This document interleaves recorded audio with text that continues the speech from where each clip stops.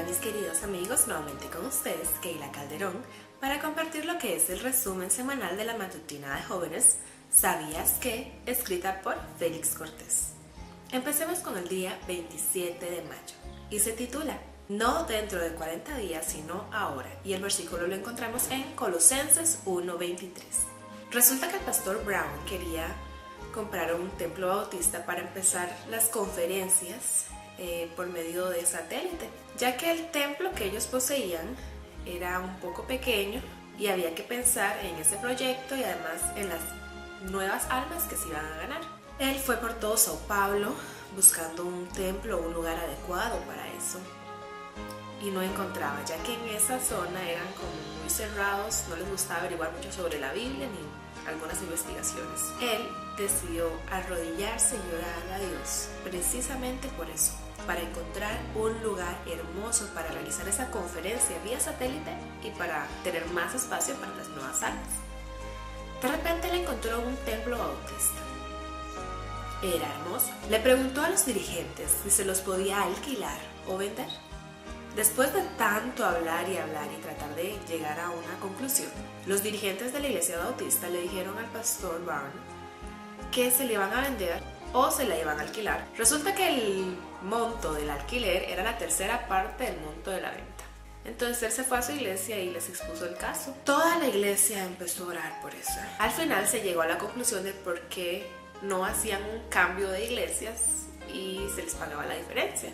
Se les fue a exponer esto a los de la iglesia bautista y ellos accedieron. Solo quedaban unos pocos días para empezar la campaña y hasta el mismo día se escuchaban los martillazos para la remodelación. Este testimonio de este pastor que, pues, en su afán por predicar el evangelio a todo el mundo, por hacer esa campaña vía satélite, pues llenó de alegría y de entusiasmo a todas las iglesias en ese país y trataron de bajar la señal de esa campaña para poder proyectar en sus iglesias. Ojalá que nosotros tengamos ese deseo de predicar a nuestro alrededor, de hablar del amor de Dios. 28 de mayo, visión ciega. El versículo lo encontramos en Juan 20:29.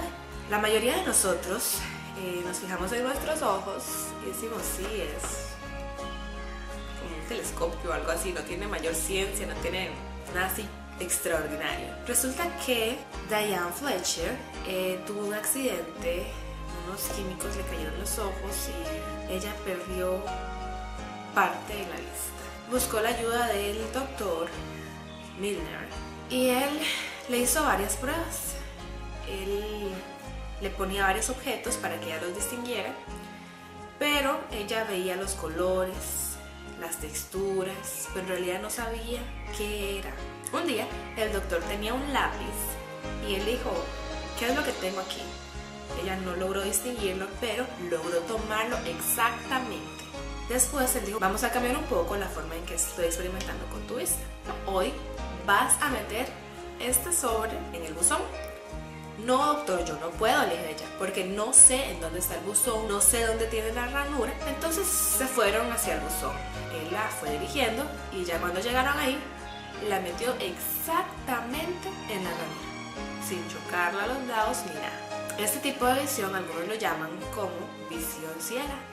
Podríamos decir que la fe es como la visión ciega.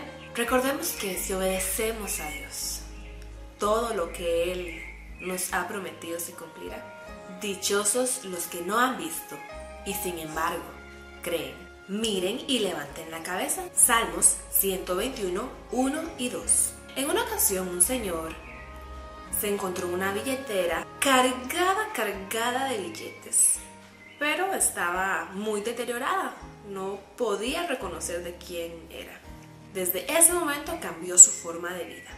Él siempre caminaba viendo hacia abajo buscando dinero y de esa forma era que sobrevivía. Él dejó de observar los amaneceres, los atardeceres, las hermosas praderas, las flores. Él se estaba perdiendo de eso. Nosotros como cristianos debemos de contemplar a los cielos para ver la hermosa naturaleza que nuestro Señor Jesucristo ha creado. Cierta noche Archibald, un naturista y filósofo cristiano, iba hacia su casa en su coche esos coches de antes que eran jalados por caballos. Y empezó a llover, pero era una lluvia inmensa. Y parecía que con cada trueno era más fuerte la lluvia. De repente el caballo se asustó, se volvió como loco y salió corriendo. El coche chocó con un árbol y Archibaldo cayó en el piso. El angustiado en esa oscuridad inmensa y con ese aguacero inmenso, volvió a ver al cielo y vio una estrella resplandeciente. Y él se dio cuenta que a pesar de esa lluvia inmensa, a pesar de la oscuridad, Dios estaba con él. Entonces él se levantó, regresó al camino. A los pocos metros se encontró con el caballo. Entonces llegó a su casa. Ya cuando llegó, había terminado de llover. Aquella simple mirada al cielo había restaurado su alma, lo había ayudado a sentirse mejor y a recordar que Dios siempre estaba con él. El señor Blanche Kerr Brooke escribió: sigue mirando al cielo, tu Dios es aún el mismo. Sigue mirando al cielo, no fallará tu amigo. Sigue mirando al cielo, aún la nube más oscura también se irá. Sigue mirando al cielo. Qué buen consejo nos da este Señor. Los invito, queridos hermanos, a ver al cielo, a recordar el maravilloso amor de Dios. Una experiencia necesaria. Salmos 46:10. La calma y el equilibrio en momentos de crisis es algo indispensable. El 3 de febrero de 1943, un torpedo atacó el SS Dorchester en el Atlántico Norte. Cuando eso pasó, toda la gente se volvió como loca, corría de un lugar para otro desesperada, gritando, maldiciendo, orando, bueno, todo se podía escuchar ahí. Solo había un lugar calmado y era donde se encontraban 4 predicadores. Ellos daban palabras de aliento, estaban orando, estaban brindando los chalecos salvavidas, estaban dirigiendo a las personas hacia los botes. Ya cuando se acabaron los chalecos salvavidas, ellos brindaron los de ellos para que otras personas se los pusieran y se pudieran salvar. Varios de los sobrevivientes recuerdan este hecho como un hecho increíble, ya que fue la primera ocasión que ellos pudieron palpar esa tranquilidad. ¿Y qué puede darnos a nosotros esa tranquilidad en nuestra vida? Esa tranquilidad es el resultado de la constante comunicación con nuestro Señor Jesucristo.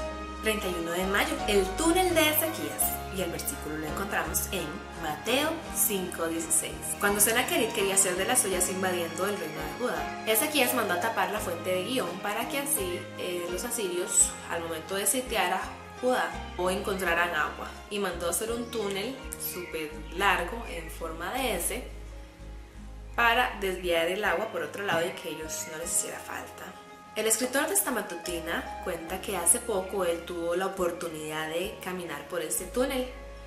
El agua le llegaba un poco más arriba de la rodilla. Él no llevaba lámpara, dice que ese túnel es demasiado oscuro. Él iba caminando con unos amigos y los amigos se llevaban lámpara. En ese momento él se puso a reflexionar y comparó ese túnel con nuestra vida. Hay personas que en la vida están rodeados de oscuridad. Es nuestro deber como cristianos hablarles del amor de Dios, hablarles de las promesas que Él hace a cada uno de sus hijos. No importa qué tanta luz tengas, si sabes mucho, si sabes poco, comparte esa luz que tengas. Es nuestro deber hoy brillar ante nuestros amigos. Gracias por seguirnos escuchando, amigos, y por estar ahí con nosotros aprendiendo más del amor de Dios. Ojalá que nosotros nos podamos proponer hacer cambios con estas cortas meditaciones y que podamos honrar el nombre de nuestro Señor Jesucristo. Síguenos en Facebook como Yo También Vivo Enamorado de Dios, en Twitter como Vivo para Dios, aquí en YouTube como Un Resumen. Recuerda compartir este vídeo y pues darle like. Bendiciones.